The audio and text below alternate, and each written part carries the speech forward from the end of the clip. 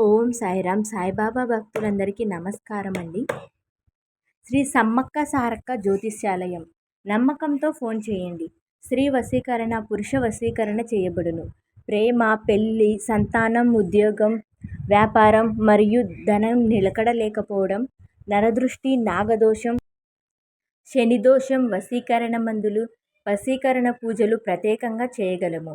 ఎటువంటి సమస్యలు ఉన్నా పరిష్కారం చేయగలము.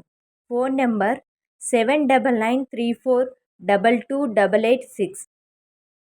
బాబాగారి ఆశీస్సులతో అందరూ సంతోషంగా ఆరోగ్యంగా ఉండాలని బాబాగారి తరపు నుంచి మనస్ఫూర్తిగా కోరుకుంటున్నాను. ఈరోజు బాబాగారు ఒక చక్కటి సందేశంతో మన ముందుకు వచ్చారండి. ఆ సందేశం ఏమిటో బాబాగారి మాటల్లోనే విందాము.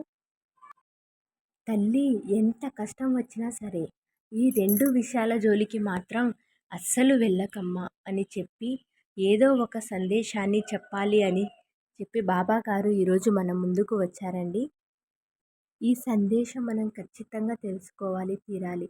ఎందుకంటే ఎంత కష్టం వచ్చినా సరే వాటి జోలికి వెళ్ళొద్దు అంటున్నారు. అంటే వాటి జోలికి వెళ్తే మనకు ఈ జీవితంలో ఎంత నష్టాలు కలుగుతాయో, ఎన్ని కష్టాలు వస్తాయో ముందుగానే మనకి బాబాగారు తెలియపరచాలి అనుకుంటున్నారు.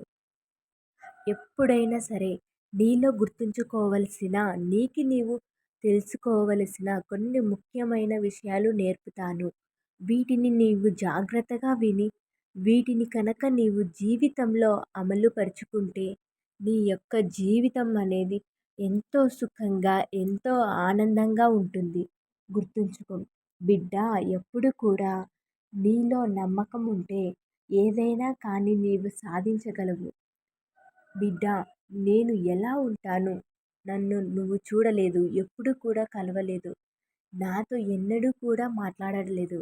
కానీ నీలో నమ్మకం ఉంది, నేను ఉన్నాను అని చెప్పి ఆ నమ్మకమే నిన్ను నడిపిస్తుంది. ఆ నమ్మకమే నిన్ను ప్రతి కోరిక నా దగ్గర వచ్చి కోరుకునేలా చేస్తుంది. ఇవి తీరతాయి అని చెప్పినప్పుడు నమ్మేలా చేస్తుంది. ఆ నమ్మకం ఎంత బలంగా ఉంటే నీ యొక్క భక్తి అంత నిజమైనది అని చెప్పి నీవు ఎలా నమ్ముతావో అదేవిధంగా నీవు చేసే పని పట్ల కూడా ఈ పని ఖచ్చితంగా నేను చేయగలను, ఈ పనిలో నేను విజయాన్ని సాధించగలను అనే నమ్మకం నీకు ఉంటే నీవు చేసే పని చిన్నదైనా కానీ పెద్దదైనా కానీ అందులో తప్పక విజయాన్ని సాధిస్తావు. ఇక రెండవది ఏమిటంటే కనుక బిడ్డ, ఎప్పుడైనా కానీ సుఖం కోసం నీవు పరుగులు తీస్తే స్లోగా నీ మెదడు అనేది ఖైదీ అయిపోతుంది. అలా కాకుండా నీ ఆలోచనలను, నీ యొక్క సంతోషాలను అన్నిటినీ కంట్రోల్ చేసుకుంటే నీవు ఎలాగైనా కానీ జీవితాన్ని జయిస్తావు అని గుర్తుంచుకో. ఇక మూడవది ఏమిటంటే కనుక కోపం, దురాశ ఇవన్నీ కూడా నీలో ఉంచుకోవద్దు. కేవలం జ్ఞానాన్ని మాత్రమే నీవు సంపాదించుకో. ఈ జ్ఞానమే నీకు ప్రతి అడుగు ఎలా వేయాలో నేర్పుతుంది. ఆ అడుగు వేసిన చోట ఎలా నడుచుకోవాలో కూడా నేర్పుతుంది. ఆ జ్ఞానం నీకు చాలా ముఖ్యమైనది అని చెప్పి తెలుసుకో. ఇక నాలుగవది ఏమిటంటే కనుక బిడ్డ, ఈ భూమి మీదకి నీవు ఎప్పుడు ఒంటరిగా ఉంటున్నాను, నాతో నలుగురు ఎందుకు కలవరు, నా చుట్టూ ఎందుకు నలుగురు లేరు, నేను చెప్పినట్లు నలుగురు ఎందుకు నడుచుకోరు అనే భావనలో బ్రతుకుతున్నావు. కానీ ఈ భూమి మీదకి నీవు ఒంటరిగానే వచ్చావు. ఆ ఒంటరితనంలో ఉండే రుచి కనుక అనుభవిస్తే ఆ ఒంటరితనంలో ఎన్నో సాధించవచ్చు. ఆ ఒంటరితనం నీకు ఎన్నో జీవిత పాఠాలను నేర్పిస్తుంది. కనుక భూమి మీదకు వచ్చిన ప్రతి ఒక్కరూ ఒంటరే. ఈ ఒక్క నిజం నీవు తెలుసుకుంటే నీవు దేనికి భయపడవు, దేంట్లోనైనా సరే విజయాన్ని సాధిస్తావు అని గుర్తు ఉంచుకో. ఇక ఐదవది ఏమిటంటే కనుక బిడ్డ, నీ దగ్గరకు ఉండేటటువంటి డబ్బును కోల్పోతే ఆ డబ్బును నీవు సంపాదించుకోవచ్చు. ధనం, బంగారం ఇలా ఏదైనా కోల్పోయినా అవి తిరిగి సంపాదించుకోగలవు. కానీ జీవితాన్ని మాత్రం కోల్పోవద్దు. ఎందుకంటే ఒక్కసారి కనుక నీ జీవితాన్ని కోల్పోతే మళ్ళీ దానిని నీవు తిరిగి సంపాదించుకోలేవు. ఎందుకంటే ఈ జీవితంలో ప్రతి నిమిషం కూడా చాలా ముఖ్యమైనది. ఒక్క నిమిషం నీవు మిస్ అయినా కూడా నీ యొక్క ఆనందాన్ని కోల్పోయినా కానీ అవి మళ్ళీ తిరిగి రావు అని గుర్తుంచుకో.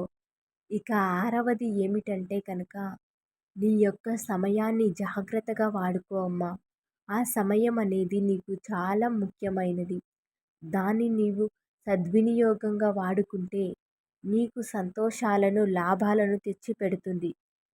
దాన్ని నీవు దుర్వినియోగంగా వాడుకుంటే కష్టాలను, నష్టాలను తెచ్చిపెడుతుంది.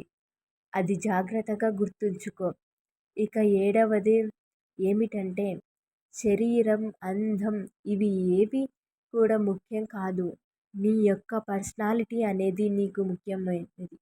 నీవు బ్రతుకున్నా చనిపోయినా నీవు అందంగా ఉన్నావు, లేదంటే నీ శరీరం ఇలా ఉంది అని ఎవరు చెప్పుకోరు. నీవు చేసే మంచి పనులు మాత్రమే చెప్పుకుంటారు. కనుక మంచి పేరు, మంచి నడవడిక, మంచి బుద్ధి అనేది చాలా ముఖ్యమైనవి అని గుర్తుంచుకో. ఇక ఎనిమిదవది ఏమిటంటే కనుక బిడ్డ, ఆవు యొక్క పిల్ల దూడ ఏదైతే ఉందో ఆ దూడ అనేది ఎక్కడ ఉన్నా తన తల్లి దగ్గరకు పరుగున వెళ్ళి అక్కడకు పాలు తాగుతుంది. అదేవిధంగా నీవు చేసే కర్మ ఏదైనా ఉంటుందో ఆ కర్మ ఎప్పటికీ నిన్ను వదలదు. నీవు మంచి కర్మలు చేస్తే నీకు మంచితనం తిరిగి వస్తుంది. లేకపోతే నీవు చెడు కర్మలు చేస్తే నీకు ఎక్కడ ఉన్నా సరే ఆ కర్మ నిన్ను వెంటాడుతూ వేధిస్తుందని గుర్తుంచుకో. కనుక నీ జీవితంలో మంచి కర్మలు చెయ్యటానికి మాత్రమే ఉపయోగించుకో. చెడు కర్మలు చెయ్యకు తల్లి.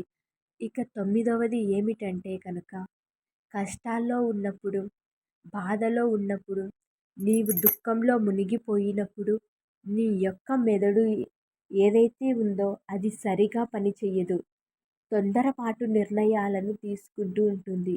కనుక ఆలోచించి అటువంటి సమయాల్లో నీ నిర్ణయాన్ని సరైనదిగా తీసుకునే విధంగా ప్రయత్నం చెయ్యి. ఎందుకంటే ఆ నిర్ణయం అనేది నీ జీవితాన్ని నిర్ణయిస్తుంది అని గుర్తుంచుకో.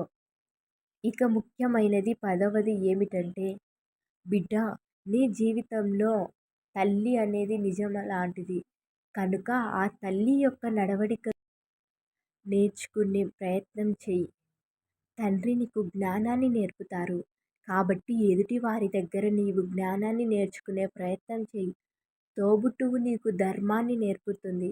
కనుక తోబుట్టువు దగ్గర ఎంత ధర్మంగా ఉండాలో అదే విధంగా ప్రతి ఒక్కరి దగ్గర ధర్మాన్ని మాత్రం విడవద్దు. బిడ్డ క్షమాపణను నేర్పుతుంది.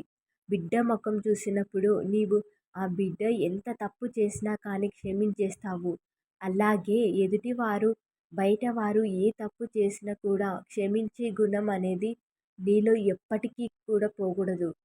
స్నేహితుడు కరుణను చూపిస్తాడు. అదేవిధంగా ప్రతి ఒక్కరిని స్నేహంగా చూడటం నేర్చుకుంటే ఎదుటివారు చేసే తప్పుల పట్ల, వారి యొక్క పనుల పట్ల కూడా కరుణతో ఉండగలిగితే నీ జీవితం సార్థకం అవుతుందని గుర్తుంచుకో. జీవిత భాగస్వామి నీకు శాంతిని నేర్పిస్తుంది.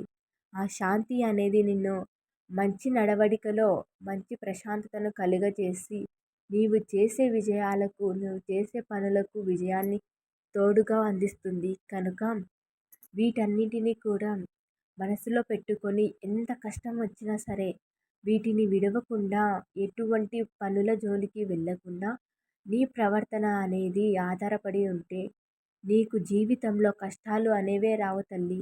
అన్నీ సుఖాలే ఉంటాయి. గుర్తుంచుకో అని చెప్పి బాబాగారు ఒక చక్కటి సందేశాన్ని మనకు అందించారండి. ఈ చక్కటి సందేశం మీకు అందరికీ నచ్చిందని అనుకుంటున్నాను. ఓం సాయిరామ్. సద్గురు సాయినాథ్ మహారాజ్కి జై.